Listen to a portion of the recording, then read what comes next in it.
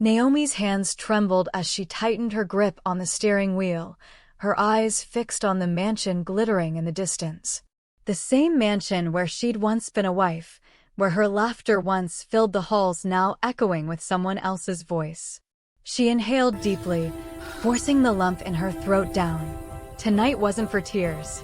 Tonight, she was here to watch the empire that destroyed her crumble from the inside. If you're watching this story, make sure you hit that subscribe button, because what happened next, no one saw coming. 2 years earlier, Naomi had been the perfect wife, loyal, patient, and deeply in love with Daniel, the man she believed was her forever. He was tall, sharp, ambitious, the kind of man who never settled for less. But somewhere along the way, she'd become less in his eyes. "Naomi, you're not even trying," he said one night, slamming the doctor's report on the glass table. 3 years of marriage, and still nothing. "My mother keeps asking when she'll hold her grandson." Naomi's voice cracked. "Daniel, I am trying. I've done every test, every injection, every herbal nonsense your mother forced down my throat." His tone was ice. "Then maybe the problem is you. Maybe I need a woman who can give me a son." That sentence broke something inside her.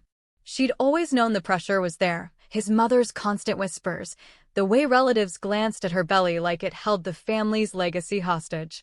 But hearing him say it aloud felt like a blade twisting in her chest. Still, she tried. She begged for more time, prayed in the darkness, cried silently when no one was watching. She told herself love could fix it. But love alone couldn't compete with pride. One afternoon, she came home early from the clinic. She wanted to surprise him with dinner, to tell him about a new treatment. But when she opened the bedroom door, she froze. Daniel wasn't alone. A young woman, light-skinned, laughing, half-dressed, sat on their bed. Daniel didn't even flinch when Naomi dropped the grocery bag. "Naomi," he said calmly, "you weren't supposed to be home yet." Her voice quivered. "Who is she?" The woman smiled and placed her hand on her flat stomach. "I'm the one who's going to give him what you couldn't." Naomi felt the room tilt. "You're pregnant." Daniel's eyes hardened. "We're done, Naomi. I can't live with your failure. Pack your things and go before my mother gets home. She's already preparing for the baby shower." He walked out as if she were a stranger. That night, she left with nothing but her suitcase and her wedding ring in her palm. The rain poured, her tears blending with it. She kept repeating to herself, "He'll regret this. One day, he'll regret everything, asterisk." Weeks turned into months. Naomi moved into a tiny apartment and started working at a thrift shop downtown. Each day was a fight to eat, to smile, to breathe without thinking of him. She'd see news of Daniel and his new wife, Tina, plastered across social media, expensive cars, lavish parties, designer baby clothes. Every headline screamed her inadequacy. "Billionaire Daniel Cole welcomes baby boy." She stopped reading after that. But while the world praised him, Daniel's new kingdom was already cracking. Tina was everything Naomi wasn't: young, wild, impulsive. She loved attention more than loyalty. The marriage that began with champagne and cameras soon filled with shouting and smashed glass. Daniel tried to control her spending, her friends, her image. But Tina was untamable. One night, at a charity gala, Tina arrived an hour late, escorted by a man Tina. Naomi They didn't can't see know. the cracks. The cameras flashed as Daniel's jaw clenched. Inside that mansion, his so-called perfect life turned toxic. Meanwhile, Naomi worked hard, determined to rebuild. She learned how to sew, took night classes in fashion design, and started creating pieces that reflected her pain and strength. Her little boutique, Naomi's Grace, slowly gained attention. She didn't have millions, but she had peace. Then one afternoon, as she was closing the shop, a familiar car pulled up. It was Daniel. He stepped out looking tired, older, the weight of regret heavy in his eyes. "Naomi," he started softly, "you look different." She crossed her arms. "What do you want, Daniel?" "I made a mistake," he said, voice breaking. "Tina, she's not who I thought she was. She's draining everything. I thought having a son would fix my emptiness, but now..." Naomi cut him off. "You thought wrong." He looked down, ashamed. "I miss you." Naomi almost laughed. You miss control. You miss comfort. But you don't miss me. He sighed, defeated. The baby, he's all I have left. If only he knew what was coming. That night, Daniel returned home to chaos. Tina wasn't there. Neither was the baby. His calls went unanswered. Panic turned to fury when his lawyer called. The joint accounts were empty, and Tina had vanished. Rumors spread fast. Someone had seen her boarding a plane with another man, her ex. Daniel refused to believe it. But the next morning, the police confirmed it. Tina had fled the country with her lover. The so-called son wasn't his at all. DNA results proved it. Daniel's world collapsed. The empire he'd built on pride began to rot from inside out. His mother, devastated by the scandal, suffered a stroke. His business partners backed away. And Naomi, the woman he'd cast aside, was the only one untouched by the storm. She didn't smile. She didn't celebrate. She just watched quietly as karma did its work. A week later, Daniel showed up at her shop again, unshaven and broken. "Naomi," he whispered, "please. I need someone. I need you." Her expression didn't waver. "You needed me when the world was watching. Now you need me because no one else will." He knelt, desperate. "I'm sorry. I was blind. You're the only one who ever loved me." She felt pity, but not love. "You don't apologize after burning someone's soul, Daniel. You live with the ashes." He looked up at her, eyes wet. "Please, I've lost everything."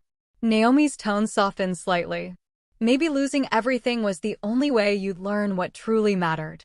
He left that day with his head down, and Naomi knew it was over. But fate wasn't done yet.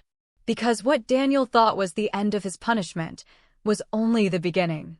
Days turned into weeks, but Daniel's world only got darker. The mansion that once held laughter now echoed with emptiness. He sold his cars, his stocks, even his late father's watch to pay off debts Tina had left behind.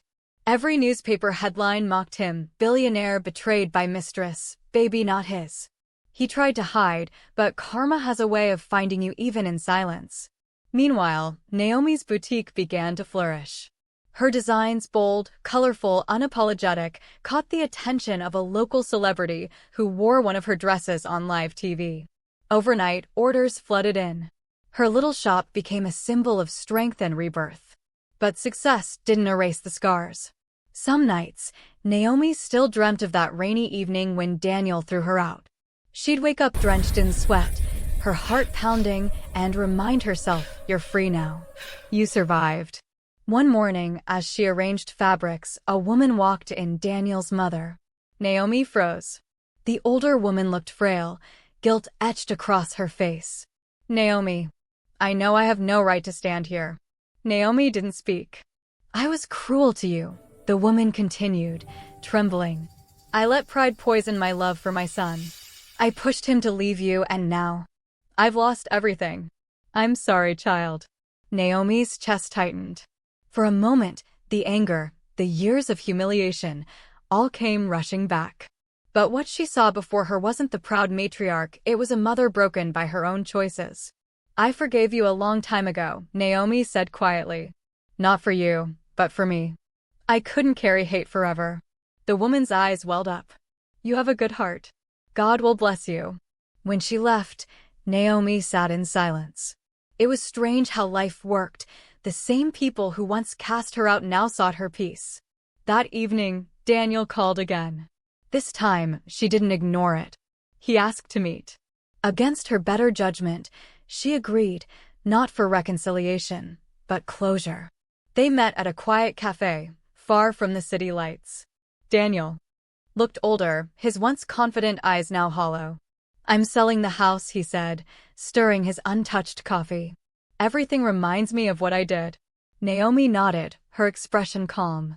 "I don't expect forgiveness," he went on. "But I needed to tell you something. The doctor was wrong back then. The problem wasn't you, it was me." Naomi blinked. "What?" He swallowed hard. "I did another test after Tina left. I'm the one who can't have children." Silence. For a moment, even the air between them froze. Naomi felt 1,000 emotions collide, shock, pain, and bitter irony. "So you destroyed me," she whispered, "because you couldn't face your own truth?" Daniel's lips quivered. "I didn't know, Naomi. I swear I didn't. I couldn't accept being the failure." Tears blurred her vision. "And what did that denial cost us, Daniel? Our marriage? My peace? My dignity?" He covered his face, shaking. "I've already lost everything. Maybe this is my punishment." Naomi stood up. "No, Daniel. This is your lesson. Punishment is when you suffer.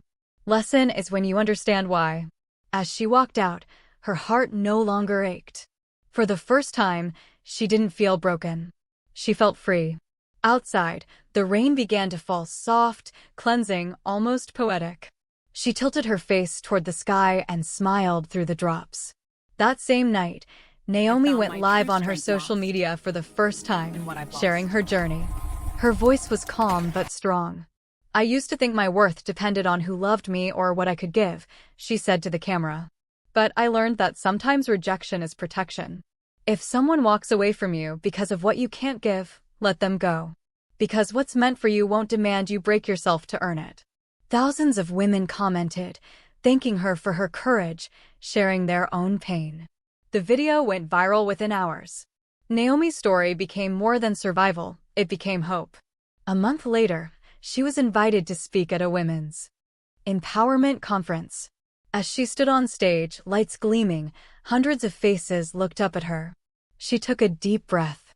2 years ago, she began, "I was told I wasn't woman enough. I was abandoned, humiliated, and left in the rain. But what they didn't know was that storms don't drown strong women, they grow them.